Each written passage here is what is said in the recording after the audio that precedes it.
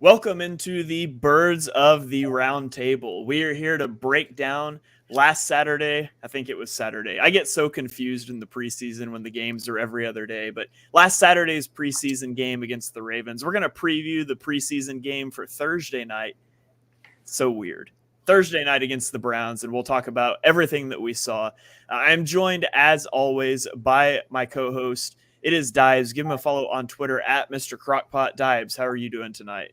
Doing well, man. Lots of positives, a lot of fun takeaways to break down tonight. I'm not going to lie, for a meaningless preseason game, I really wanted that win to take down the Baltimore Ravens, but it is what it is. Let's talk about it. Yeah, when you're putting your Pro Bowl quarterback in the late third quarter to make sure you win, you might have your priorities out of whack, but we'll get into it. Also joined by Ryan Reese. Give him a follow on Twitter at Philly Sports PSA. Ryan, how are you doing tonight? I'm doing fantastic. Ready to talk a little birds. Loving what we saw on Saturday, and I'll be at the game on Thursday with my son for his birthday, so I can't wait to see that as well. All right, awesome. Also joined by David. Give him a follow on Twitter at PHL Eagle News. Check out his written work at PhillyCoverCorner.com. David, how are you doing tonight? Doing great. Just glad we're finally talking about a game after all these weeks. Yeah, it's been far too long, but here we are, ready to dive into it. And I guess as we start off here, the best way to do it might be to look back at our player of the game predictions from last week. And let's come to a consensus here on who we think got the closest. There's no decision. There's no question. There's no question on this one. My dumbass picked Oz for player of the game. Yeah, so Ryan picked Trey Sermon, David picked Tanner McKee, I picked Nolan Smith, and Dibes picked Olamide Zaccheaus. So I would say we're probably going to give that one to David there for Tanner McKee's performance. Does anybody have a problem with that one? Absolutely not. No, I think we'll go Tanner, Trey, Nolan, Oz. Sounds about right. Should we do like points and like add them up as the season goes? We could do that. I like that. So like David, you get 4 points or something like that? Yeah. I think it was 10, but yeah. Well, if we're doing it that way, then I want to say that Nolan Smith's QB hit is more impressive than Trey Sermon's 2.3 yards per carry. Also, his touchdown. All right. Well, Nolan Smith would have had a touchdown if they handed him the ball at the 1 yard line too. Well, so would I too, but I don't know about that one. I don't know. I got strong legs. Maybe with the first team OL, not that third team, but maybe. Oh, well, yeah, you might be right on that one. First team, I got that. All right. So let's get into got a couple comments here. What other team do we have joint practice with this year? It's the Browns and the Dolphins, right? Should be the Dolphins. Yeah, I think it's the Dolphins. So comment coming in on Facebook says, keep up the hard work, David. Shout out for David here. Okay, let's jump into our questions. We're going to start off with what are the top takeaways from the Eagles' performance against the Ravens? David, I'll let you lead us off here. Well, give me your top takeaway. Well, I'll just say Tanner McKee since I won. I'm just going to start with him. but honestly, he was pretty impressive. He had looked pretty good in practices, like with his RPOs and his knowledge of the offense, but he didn't look anything like he did in the game. Like he didn't go downfield at all in his practices, but he did Saturday night. He also had a really sweet, I can't remember who he threw it to. He had a really nice back shoulder pass. I just can't remember who the recipient was. He had another 31-yarder to Nagata that was negated. But that sounds a little weird, but yeah, they got taken away from it. It didn't count, but yeah, I mean, it was encouraging. I don't want to overreact. It was one, preseason game, but he looked like he had an understanding of the offense, and I would say that Ian Book can probably find another job, another team, something. He's definitely not making the roster now, but But yeah, I was encouraged by him. I mean, was that the greatest takeaway of the night? Probably not. But if they have found a backup quarterback for the next 3 years and 24, 5, and 6 that, is cost friendly, it would be a really big steal for Howie if it turns into being that. Right. Yeah. Tanner McKee. I don't know about this comment that he'll be the backup by the end of the season. I think people are going a little crazy about a third string quarterback completing 50% of his passes in a preseason game. But he looked good, and he made some big time throws. That one of my favorite, there was a post route that he threw that he throws it before the window's open. He throws that with anticipation, which is a pretty tall order for a 6th round rookie in his first preseason game. So that translates. Like that's what's impressive more than anything, was that he was able to. Stanford, smart guy. Yeah. He had a lot of poise. He had a lot of poise. He looked good. Yeah. Okay. Mark on YouTube says it's the Colts that the Eagles do other joint practices with, which makes sense. Colts are the next preseason game. I was thinking it was the Dolphins for some reason. So, okay. Ryan, give me your top takeaway. What was your top takeaway from the game? I thought the running game did very well. I did like what I saw out of Trey Sermon. But even seeing Swifty out there for about 0.2 seconds, he still showed exactly why he's been successful in this league. So I'm kind of excited to see a little bit more of him. What I would say the other takeaway is Tyler Steen. He's definitely a dude. He's definitely going to be a dude. May not know where he might end up, whether it's at right guard, right tackle eventually, who knows, when he might get that shot. But so far, so good. And he's certainly got a bevy of, all pros and just absolute, monsters at his position to learn from. So, and then he also has the best offensive line coach to learn from as well. So he's in great hands so far for what I saw. Yeah, I thought he looked solid. The Eagles really put him through the paces. They had him at left tackle and right guard. They had him as the puller on several plays, getting out and using his athleticism. Like, it really felt like to me they wanted to test and see what he could do in live action. And I thought he did pretty good. I mean, he could do, like, he doesn't generate a ton of displacement when he meets guys as a puller, but he did pull into the right gaps and get his hands on the guy. So I would like to see that functional strength come up a little bit, but overall I was impressed with what I saw from Steen as well. Yeah. Okay, Dives, what about you? I made a whole video on Tyler Steen. Every single snap, left tackle, right guard. If you want to go check it out, it's on the channel. I even cut it up of his best blocks. I thought he was sensational, especially his potential at tackle. Oh, my gosh. Again, I don't want to overreact for one preseason game, but I'm going to cheat as I always do. And for me, I'm going to go – my top takeaway was DK McDonald, and that is the defensive backs coach for the Philadelphia Eagles, man. That was like one of the biggest concerns I had coming into this thing. And my goodness, I know it's one preseason game, but do we not talk enough about DK McDonald?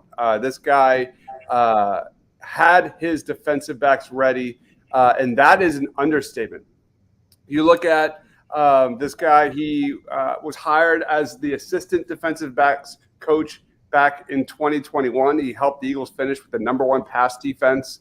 Both starters, Bradbury and Darius Slay, were unbelievable last year. And on Saturday, you just saw them be all around amazing. Eli Ricks, 4 targets, 1 catch allowed, 7 yards, an interception, and a pass deflection. Sidney frickin' Brown was all around the football, leading the team in tackles. Kayvon Wallace, 5 tackles and a forced fumble, showing some pop. Mario Goodrich, 3 targets, 1 catch allowed for -1 yards and 2 pass deflections. And I thought Mekhi Garner was super underrated as well. So, like, top to bottom, I was overall really impressed. Even Keely Ringo showed something. He did get picked apart on that 1 touchdown, but it is what it is. But for me, it's this guy. Maybe we don't talk about him enough. Maybe he's the new Jeff Stoutland in a few years from now. But DK McDonald, man, I just want to give a shout out to that dude because he had his cornerbacks and safeties ready to play. Yeah, that was one of the things that stuck out to me, really, was the safety position. Maybe it's not as bad as we thought. And again, it's one preseason game, but Reed Blankenship obviously didn't play. Reports have come out, he's picked Deshaun Watson off 3 times in 2 days of joint practices. So he's having a heck of a training camp. And then you have Sidney Brown leading the team in tackles, flying around everywhere. You've got Kevon Wallace played really well. Maybe safety is not as dire as we thought. Not to overreact to one preseason game, but I think it's worth mentioning that safety might not be that bad this year. Yeah. Can I just say I'd love to set an over-under of how many times we're going to say it's just one preseason game. What's your line? Give me the line. I mean, it's got to be 70, right? I mean, somebody get us a count. Yeah, I think we're already at 10, so we're on a good pace. Yeah, my big takeaway is Jalen Carter. Man, dude played 2 snaps, and it's like they put him out there, and on that first snap, he just destroyed Ben Cleveland. Yeah, and then they were like, "Yep, we've seen enough. Get this guy off the field." And again, I'm not going to say it was just one preseason game. It was just one snap in a preseason game.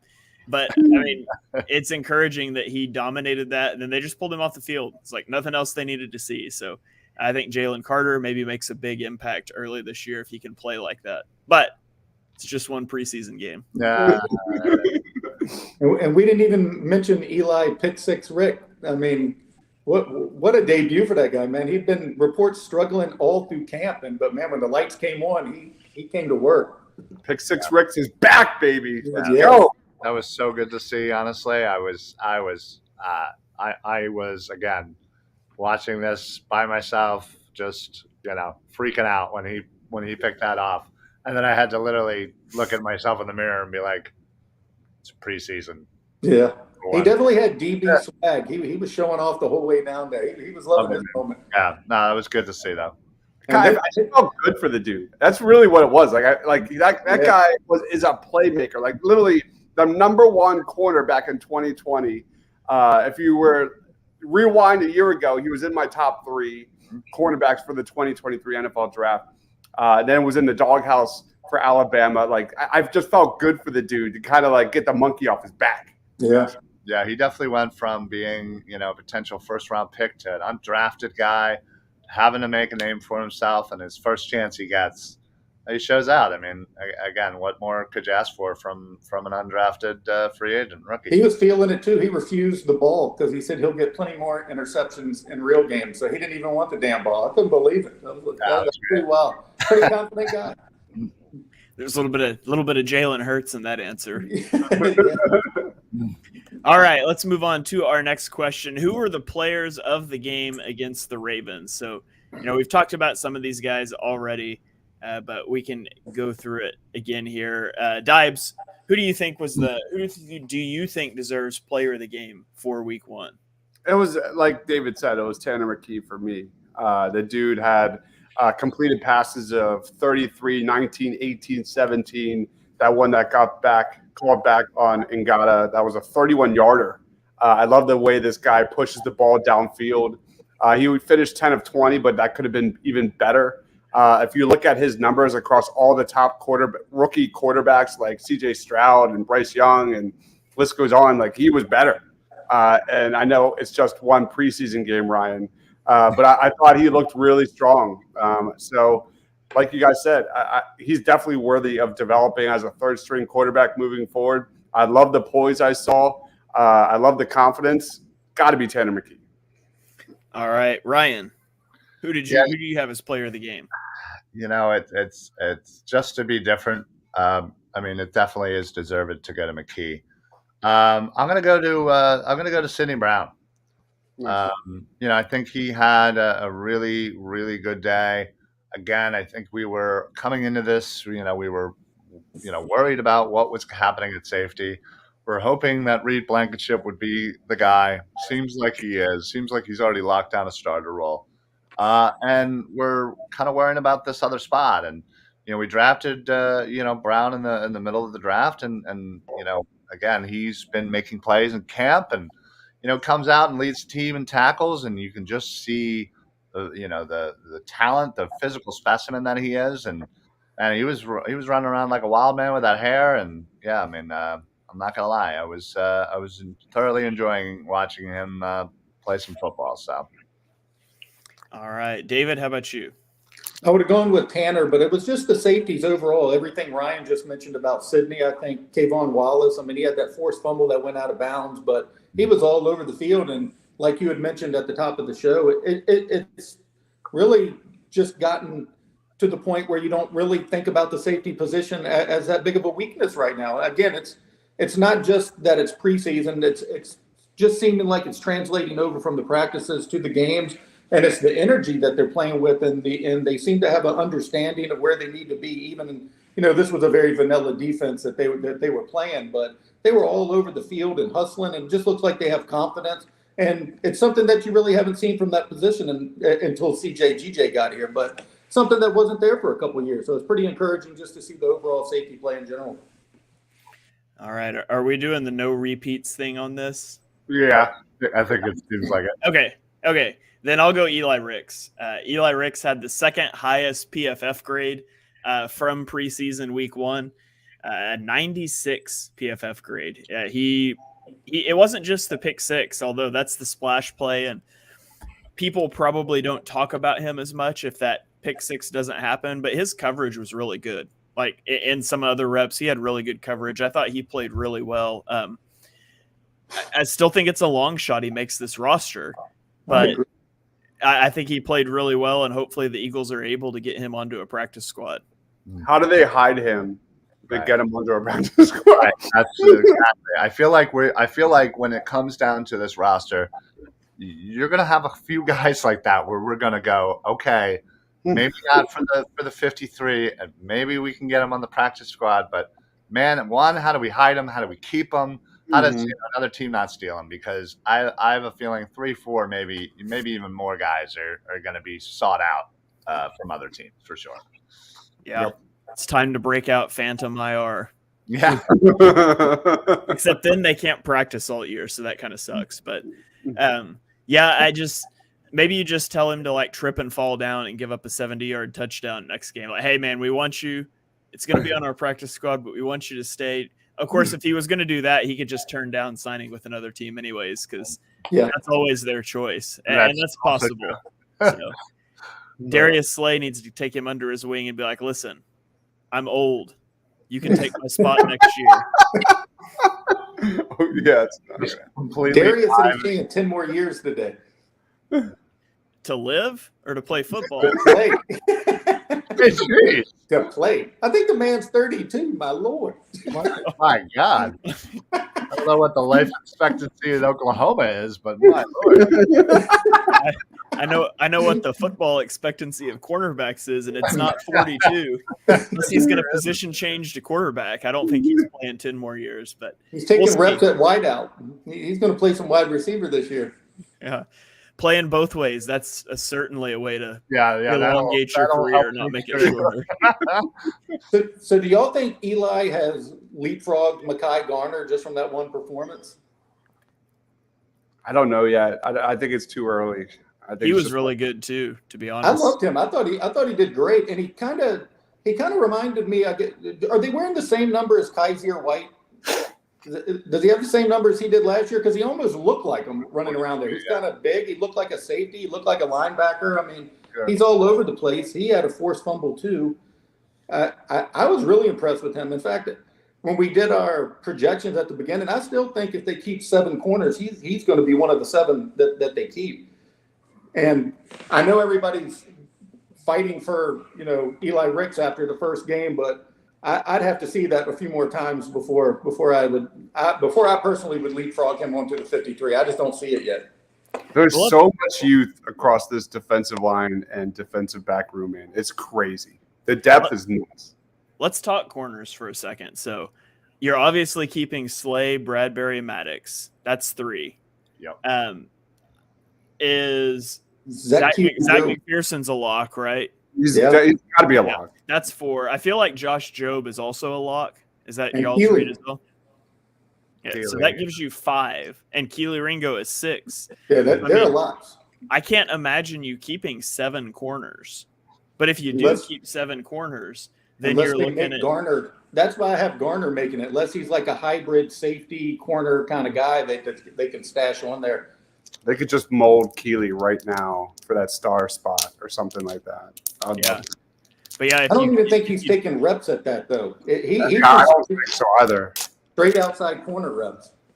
if you do keep 7, then it's Eli Ricks, it's Mekhi Gardner, Greedy Williams, although I think he's got a no shot to make this roster. Agreed.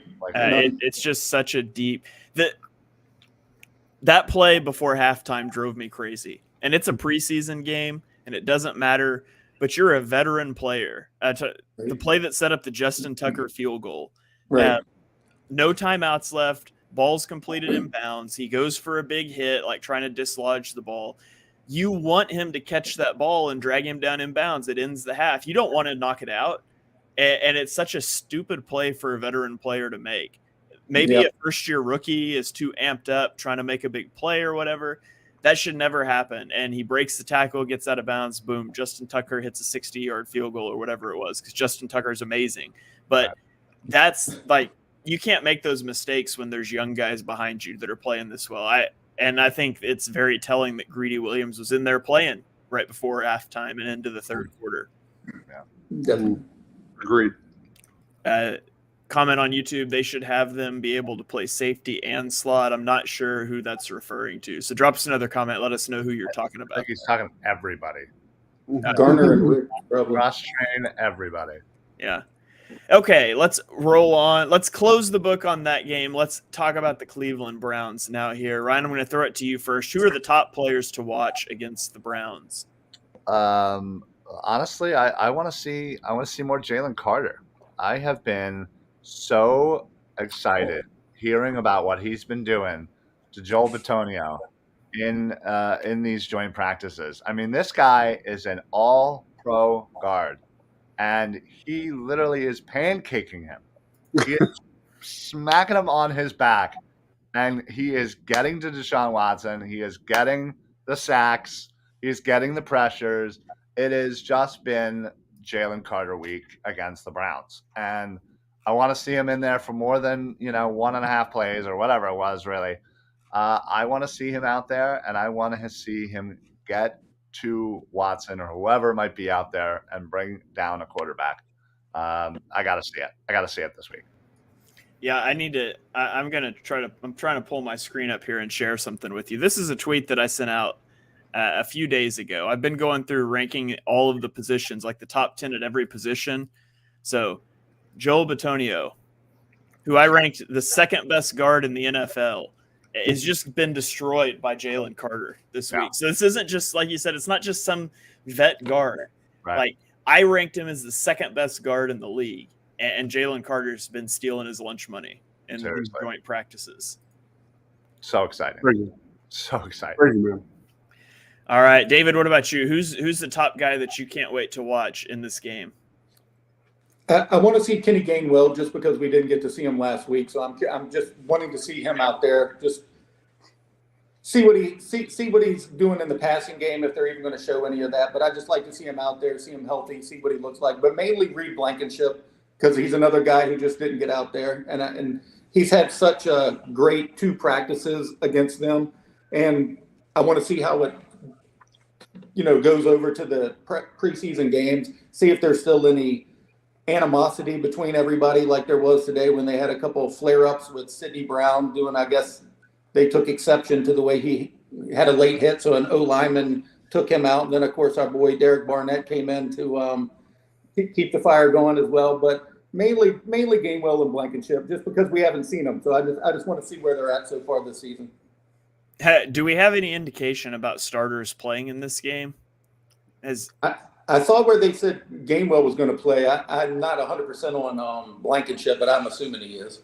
If they're going to play, it's this game. Yeah, exactly. Now that we're down to 3 preseason games, the second game seems to be the one where the starters would play the most. So again, I mean, if you're going by last year, the starters didn't really play a whole bunch. So it's kind of hard to tell how much they'll get out there, and Sirianni doesn't really seem to be too keen on giving out that information. Certainly not this early, but I'd like to see them at least for a series or two. Most of them anyway. I mean, there's a couple people that honestly I couldn't care less if Jalen Hurts got out there. In fact, I don't even want him anywhere near preseason. So, Tanner McKee could play the whole damn game for all I care. But I'd still like to see some of the younger starters get out there and get some good reps. All right.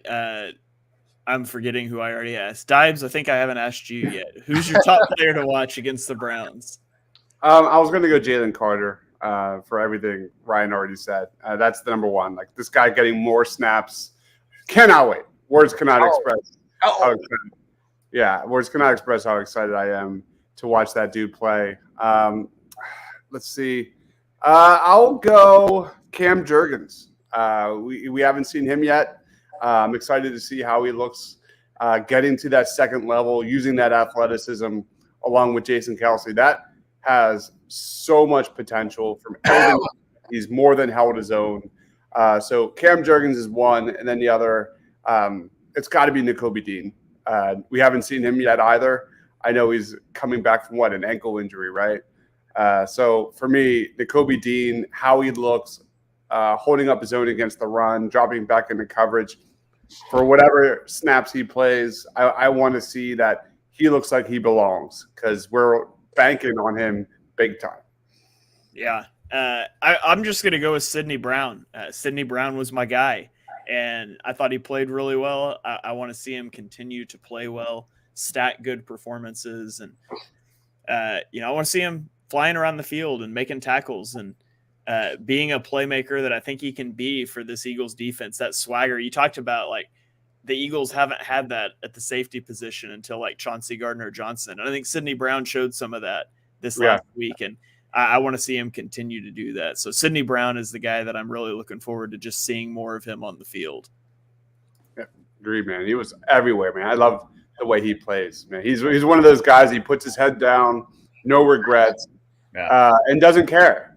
He's gonna probably miss a lot of tackles. He's probably gonna hurt us at one point, but it's all good because he's gonna also he's gonna pop someone as well. So it's gonna be fun to watch. Yeah. All right, top matchups to watch between the Eagles and the Browns. Dives, why don't you lead us off here?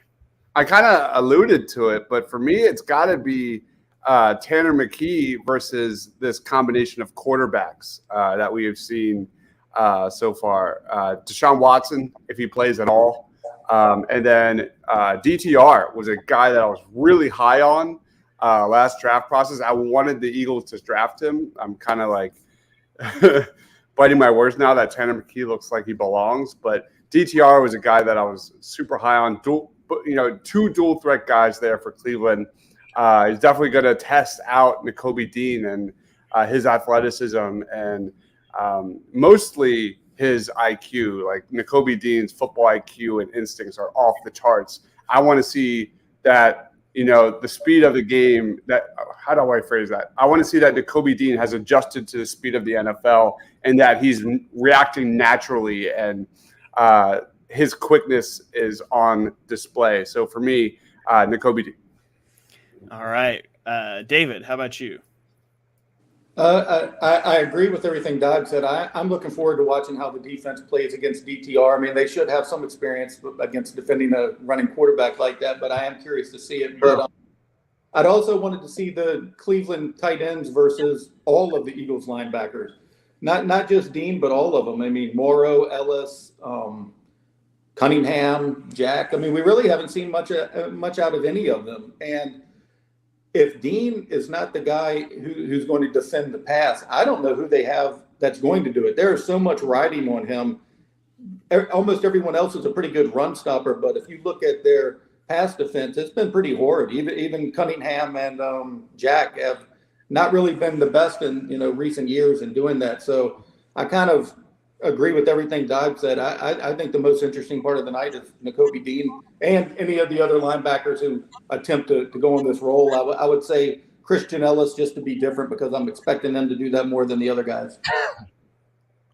All right. What about you, Ryan? I'm going to be looking for Tyler Steen versus the Cleveland pass rush. No matter where Steen ends up lining up, whether it's at guard or tackle. But yeah, I want to see him continue, have another great game, and again, that'll really help kind of solidify my thoughts on him already. Kind of like what we saw last year. We had a young player come in, and we were, a little confused about whether, he was going to be coming in as a baller or not. And sure enough, he did. And Steen so far, one game, one decent performance. So we'll see it again and build on it, Yeah. For me, it's this comment right here, Nolan Smith. I want to see more Nolan Smith. I know he had a really good rep against the left tackle where he dipped the shoulder and got right by him and hit the quarterback.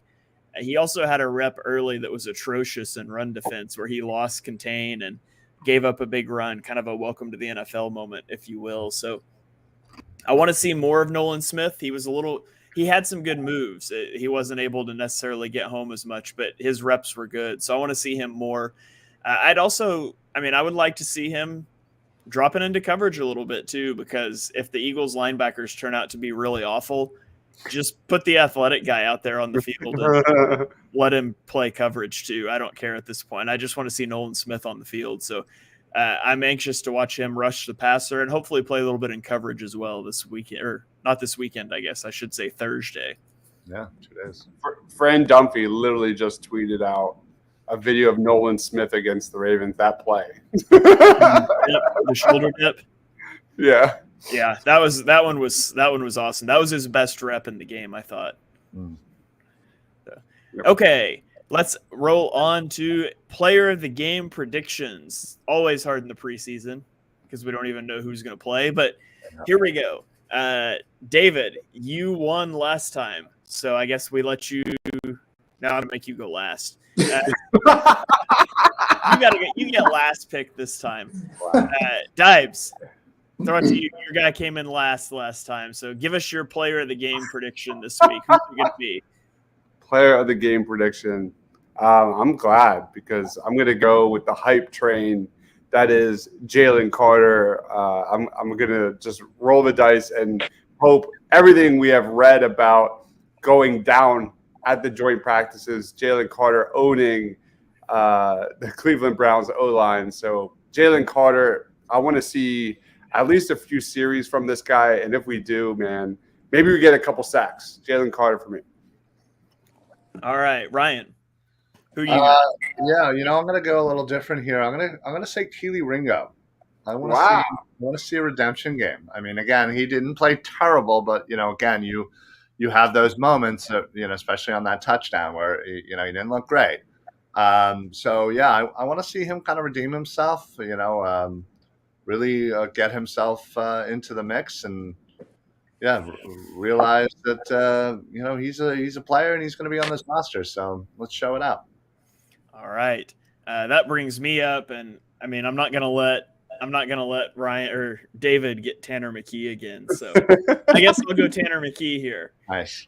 He's gonna look really good sandwiched between Marcus Mariota, who won't throw the football, and Ian Book, who won't throw the football. So. You put that on David's line though. Yeah. Yep.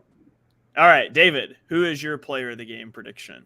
Since I can't take Tanner, I'm going to go with his favorite target, Tyree Cleveland. Nice. Good pick. Especially with Quez dealing with the hamstring, he's not going to play. I think the wide receivers is something we probably should have talked about a little bit more, but outside of AJ and Devontae, I don't know who the bottom of that, if they're carrying 5, I don't know who the 4 and 5 guy are anymore. I used to think Nagata was a shoe-in. A lot of people are clamoring for Greg Ward. Johnny King has looked pretty good, but I'll go Tyree Cleveland for 6 catches, 96 yards, and a touchdown. Wow. That's a big tall order. And Dives, you got to switch David and Shane. What? Oh, man. Yeah. I assumed one of you guys would take Tanner McKee before it got to me, and I was going to pick Greg Ward because he's too good to play in the preseason against third stringers. He's not good enough to be on your roster, but he's going to demolish guys in the preseason just like he did last week. There you go. Good old Greggy Ward. All right. Well, there you guys have it. That is our player of the game predictions for Thursday night's game at 7:30, the Eagles against the Browns. And I think that's about it for this show. Does anybody else have any hot topic here they want to throw out before we get out of here? Should we be concerned at all about Marcus Mariota? No. No? No one's concerned?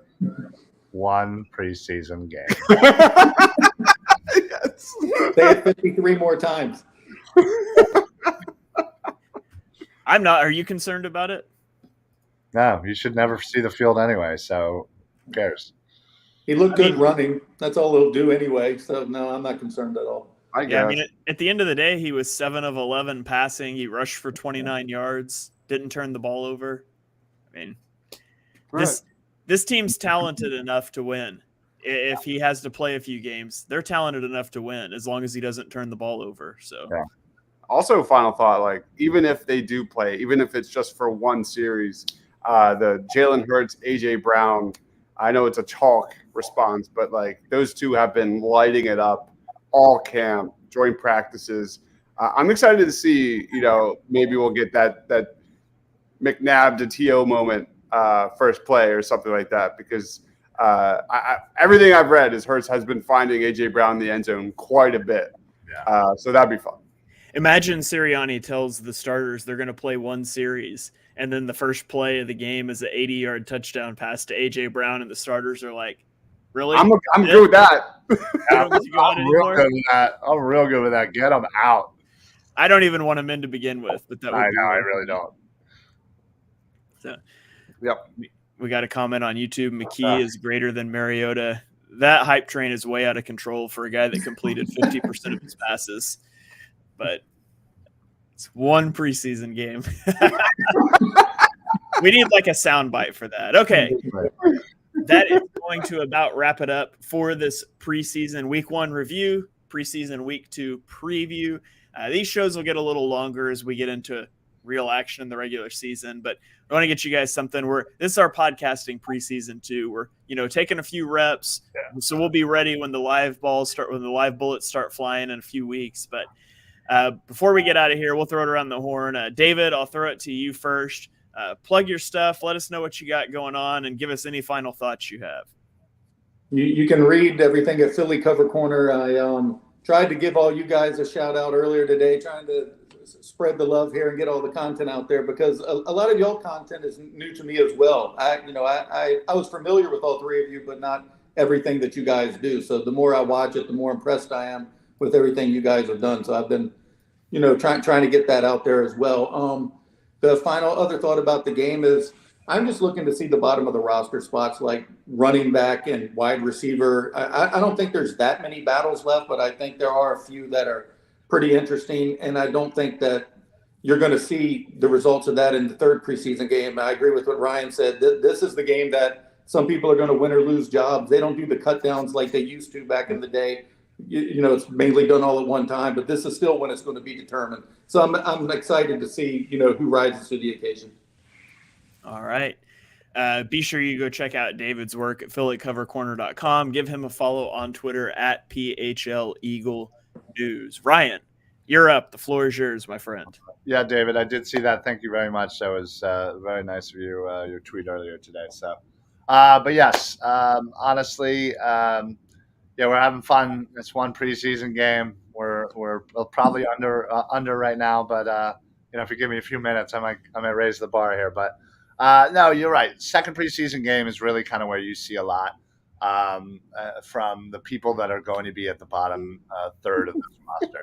Agreed. I know, right? Hey, tune in next week. So I'm looking forward to kind of, again, seeing those last couple of roster spots that I am curious to figure out in my head. So I'll be down there. I'm excited. It's the annual birthday preseason game with my son. So that's always a fun thing to look forward to every single year. So he's only 7, not quite ready for prime time Philly Eagle fans just yet. So We'll get them there one day. But yeah, I'm excited. We're a month away from real games, and yeah, it's I cannot wait. I cannot wait to be out there tailgating down there at the link, celebrating with my Eagles family. So can't wait. All right. Dibes, floor is yours. Again, if you love draft content, I put all of my videos into shorts, and they're dropping literally every 4 hours throughout the week until Sunday. So go check that out.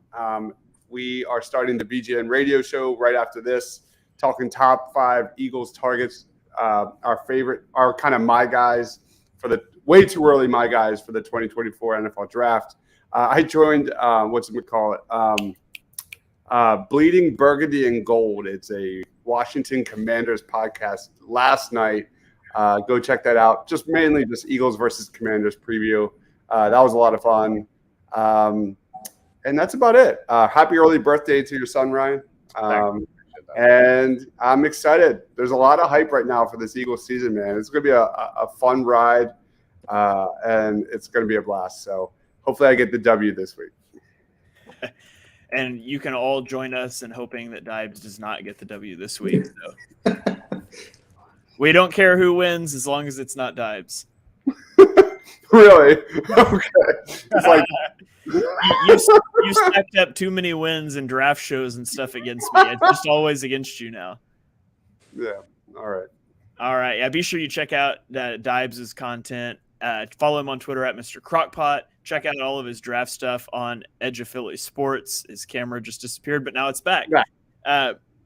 As for me, Dibes mentioned BGN radio show. It's a recording, not a live airing. It'll probably come out sometime tomorrow, but we're going to record that right after this. And then you can join Mark and I at 9:30.